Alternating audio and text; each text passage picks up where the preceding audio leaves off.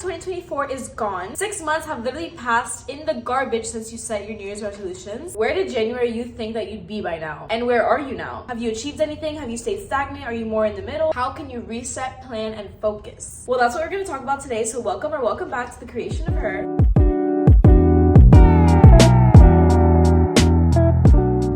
Reset, plan, align, and focus, as I just said in this episode today. But before, I want you to think or look back at your 2024 goals and just kind of evaluate where you are. But for me personally, I always write down my goals in a doc. So I went back to that doc after not looking for like a couple or a few months. And when I tell you, I had to delete half of the goals that I put on there because I put so many. And it just goes to show that sometimes we put so much on our plate and we give ourselves so many expectations and things to achieve, things to do, that we're just so overwhelmed that we just freeze. I don't know what it's called, but I call it overwhelm freeze, and it happens to me sometimes when I put too much on my to-do list or when I make too many goals for myself. So I went back and deleted all the things that were irrelevant, not realistic, or just unattainable. And I deleted the ones that I've already accomplished, which I rewarded myself for. But I recentered and I kept the ones that are actually attainable and that are quality. What are the goals that are actually going to change your life if you complete them? Which accomplishments or steps forward will actually give you more ease of life, more satisfaction, more confidence, more happiness? If you can set 3 really focused goals on the 3 areas of your life that you really want to improve, then you are much more likely to accomplish them and direct your focus to them. Giving out advice is a passion of mine, but I always want there to be an outcome, so we're gonna set 3 main goals together. Now we're gonna use 3 as a rule of thumb, but you can do 1 if it's a really big goal and you only have the bandwidth for 1, or you can do 5 main goals if you think that's attainable for you. But 3 is just a rule of thumb for most people, and you can also have micro goals if you want. But anyways, let's look at the main areas of a life that we can improve upon, and I'm also gonna give you guys some inspiration if you're feeling stuck. Let's be real, most people have some certain body goal, and honestly, I don't think that it's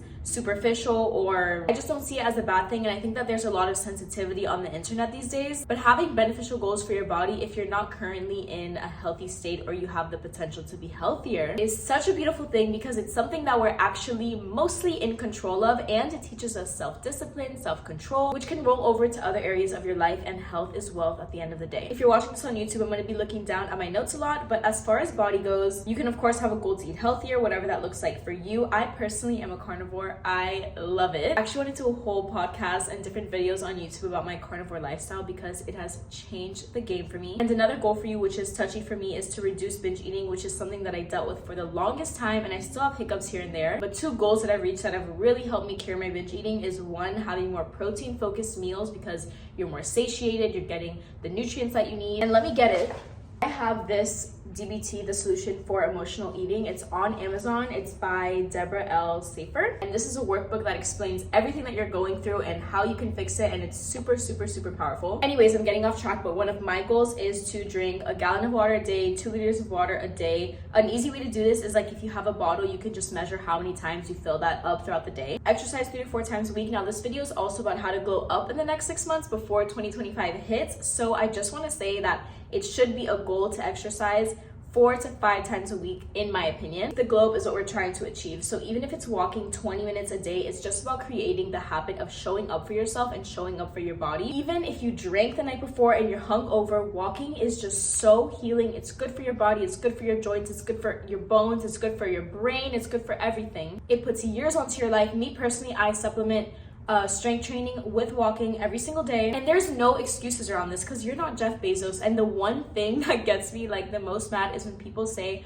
I don't have the time. If you're gonna make an excuse, at least make it a logical one, because saying that you don't have enough time has no logic to it. You have the same 24 hours that everybody else has, that the president has, that Jeff Bezos has, that Oprah has, Mel Robbins, Kim Kardashian, Bill Gates. Let go of the mindset that you do not have enough time. You have the same 24 hours as everybody else on the earth. It's just about allocating your time and prioritizing every hour of your 24 hours. And a little hack, if you feel like you don't have enough time, just go on your phone and check your screen time and your settings. For a lot of you, that's where a lot of your lost time is going, and I know because I've been there. Moving on, 8 hours of sleep is another goal. Having your nails done every 2 to 3 to 4 weeks, or you can have a weight loss goal, whether that's a number or an inches goal. Like me personally, it's inches off my waist because I feel like that's a better measurement. Another area of your life could be mindset. So if you feel like you're very disorganized, it can be having a to-do list or a planner that you religiously use. I personally use Notion. There's so many templates on Notion, and I organize my entire life on there. It's extremely helpful. It can be to work on your confidence or self-esteem, so you can buy a course on this, you can pick up a book on this, or like for example, there's platform called Mind Valley that has different courses. You can pick up affirmations. One of my favorite things to do is to save my favorite affirmations in my voice memos app, and I just listen to it every day. It just does something to the brain, and your affirmations start to become reality after listening to them over and over and having that repetition. Another area is the brain or the mind, so this can be reading one book a month, no screen time for the first and last hour of the day. I'm actually going to give later on some screen time rules that could help you out if this is something that you struggle with. Or one of mine is meditation for 10 to 15 minutes, 5 days of the week. Now for your soul, it can be to meet up with friends weekly, have a self-care day once a week, only buy wardrobe pieces that align with your higher self's style. One of my favorites is traveling every 2 months. If this is something you can do, you just haven't been executing it. And then we have education/career or both. So this can look like 1 to 2 lessons of a foreign language weekly. Or the career one is kind of, I guess, more so up to you and what your career is. I mean, I don't know what it is. So this can look like an income goal. This can look like getting a promotion or getting a new job. Career goals and income goals are important, but I feel like that's something that you have to come up with because everybody's career is so different. So just to wrap it up, you can choose from areas such as self-love, health, living space, relationships, money, career, spirituality, recreation, etc. So we're gonna do this together. I'm gonna get my journal and write 3 main goals from 3 different areas of my life that I feel like would change my overall quality of life if I achieve them. If you're watching on YouTube, you're gonna watch me write this. And sometimes the best kinds of goals are the ones that are measurable. At least for me, I love numbers and I love seeing that I improved. And then what we're gonna do is we're gonna break each main goal into smaller micro goals. And another little trick that I love to use is with each micro goal that you achieve, you can attach a reward to it, and that's gonna look different for everybody. But some ideas for rewards that you can attach once you complete a goal is like getting a massage,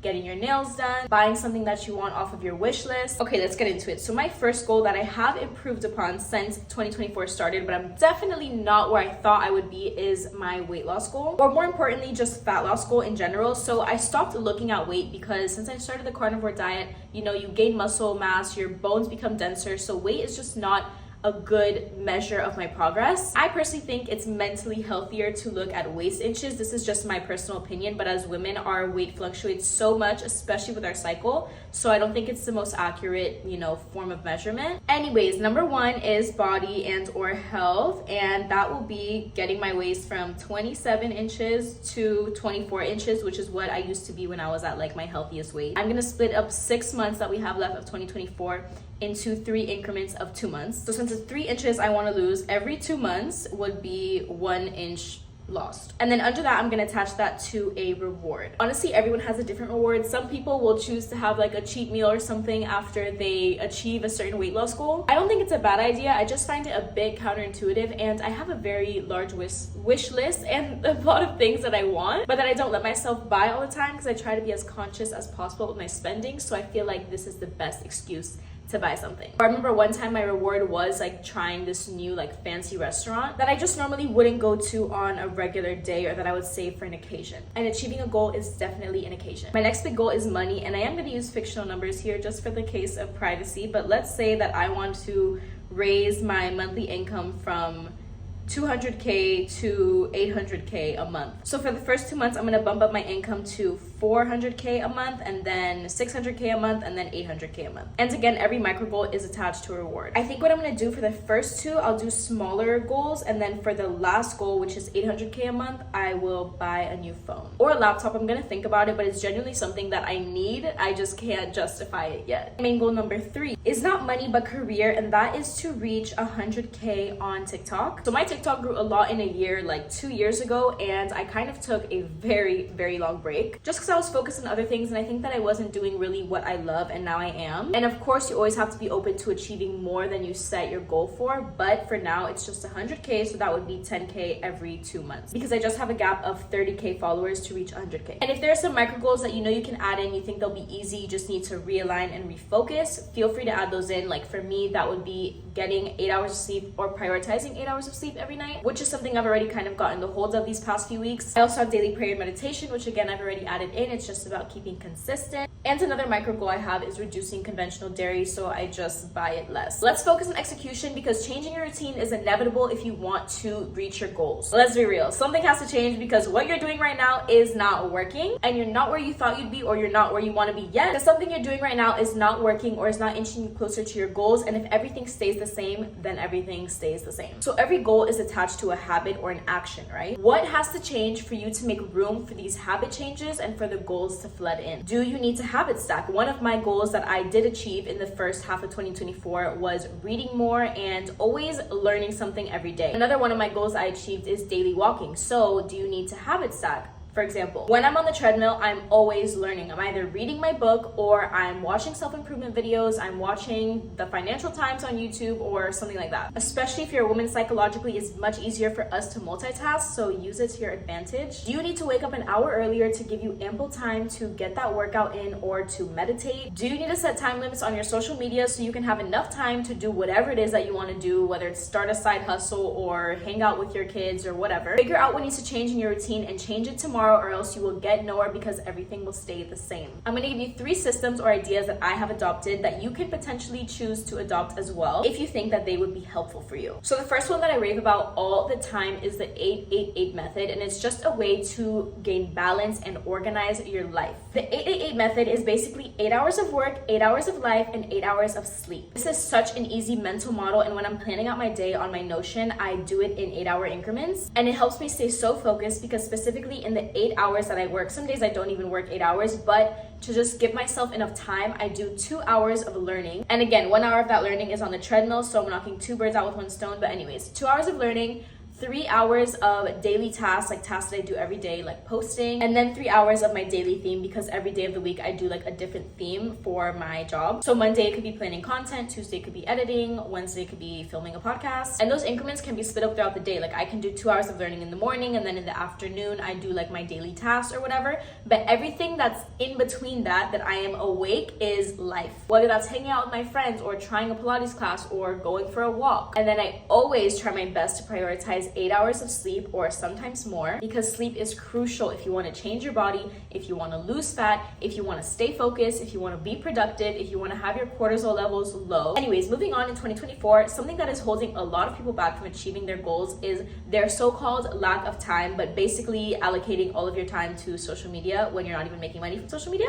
So many people are spending like 7 or 8 hours on their phone and they don't even make money on their phone. If you work on your phone and on your screen time, you see that the majority of that screen time is going towards whatever you're doing for work on your phone, then more power to you. But if you're just wasting your day away on your phone, on social media, or on games when you're not even using your phone as a resource to gain financial abundance, I have to put you in check. So here are some phone rules that I adopted from another YouTuber. What's her name? Her name is Hannah Atkins, and she said no phone before 9 a.m. and no phone before 9 p.m. And I guess you can also change this to like the time that you go to sleep. So basically it's like a 12-hour window that you can use your phone. Or if you wake up at 6 a.m., you can use your phone from 8 a.m. to 8 p.m. And then absolutely no phone usage at the dining table or in bed. Another system you can adopt is a mini non-negotiable morning routine. I'm gonna give you a sample one, but you can tweak this to center around your own goals. But something that I've discovered about my life, and I know some people can relate, is that sometimes long morning routines can be great, but they can also be unsustainable. We don't wanna glow up to glow back down, so every goal that you're setting, every routine that you're inputting should be something that's sustainable, that you can keep long term. Step 1 would be waking up 30 minutes before you need to get ready, get dressed, do your makeup, etc. And in those 30 minutes that you have for yourself, you're going to 1, make your bed. It's just an easy task to accomplish throughout the day. We've heard this like a million times. Just make your bed. It takes 2 seconds. You're going to drink an entire bottle of water before anything else goes into your body. That bottle for you can look like an entire Stanley, or it can look like those like 16-ounce plastic bottles. You decide what feels good for you. And then you're going to write down or say out loud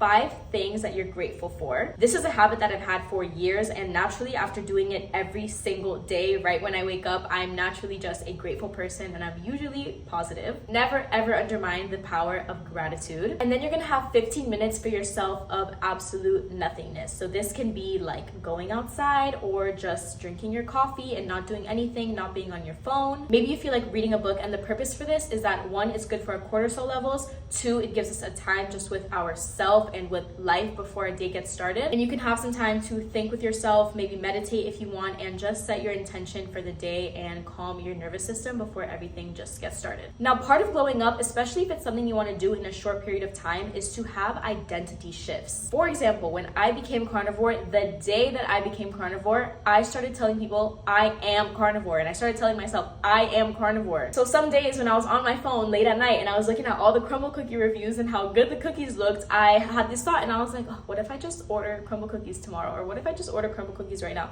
And I'm like, wait, I'm not gonna do that because I'm carnivore. Humans love labels, and sometimes our brain loves a box to put ourselves in. Instead of using the boxes in your brain to have a scarcity mindset or to create limiting beliefs, use them to your advantage. For example, some of mine is I am carnivore, I am just the kind of person that works out every day, or I simply just get my stress release and my happiness from working out, so it's something that I love to do and I need to do. Because that brings me on to my next point, which is that your brain believes what you tell it. One of my favorite mental hacks that I've been using forever is to convince your brain of certain, like literally gaslight yourself. I would just catch myself and I'd be like, oh, I love my morning walks. My morning walks are amazing. Like, this feels so satisfying, whatever. And I can full-heartedly tell you now, I love my morning walks. I don't know if it's because I actually love them or if it's because I convinced myself that I love them, but I love them. Same thing when I was changing my mindset on dating. Every time that a guy was inconsistent, I would convince myself in that moment, like, ew, this is so unattractive. Like, this makes me not like the guy, like this is such an ick. And then when the guy would treat me right or like bring me flowers or do X for me, I'd be like, wow, this is so attractive, this is amazing, I deserve this, I'm open to receiving this.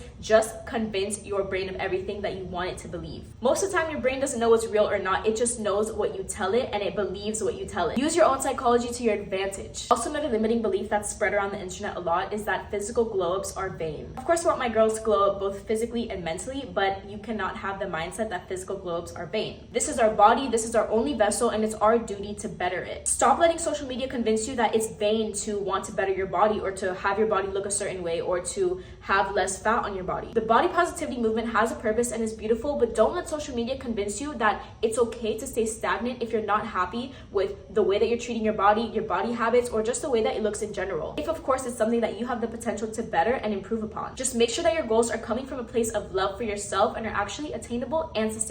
My last mindset tip is to think of things that are weighing you down. Make sure you're not setting goals that don't align with your higher self. For example, one of the goals that I got rid of was to come out with a UGC course by the end of the year. And although I saw my intention with that goal, something about it just did not align with me, and it's not something that I'm ready for yet, and the idea of it was just weighing me down. Once I got that goal out of my mind and I just put it to the side and forgot about it until maybe it comes up in the next year, I felt a huge relief and a huge weight off my shoulders. If you want to know if something is not meant for you, whether that's a goal or a thing that's already in your life, think about it. If you were to let it go, would you feel relieved? For example, when I get an opportunity for a partnership or a brand deal, but the brand or the just project itself doesn't align with me, and I turn down whatever amount of money, I feel a relief because it just didn't align. In my last relationship, I was so comfortable and I was so scared of being alone, so I stayed for longer than I should have. But once I let go of it, I felt so relieved because it just simply wasn't meant for me. That's a quick little hack so you can stay on your path and focus on the things that are meant for you and that will improve your life for the better. Pay attention to the relief that comes after letting go of something, because all of your goals should come from a place of love and not fear, and they should feel good in your body. That's all the wisdom and knowledge that I have for you guys today. If you want a part 2, let me know. Follow, like, subscribe, do whatever you gotta do, and make sure to share this podcast or video with somebody that you think might benefit from it.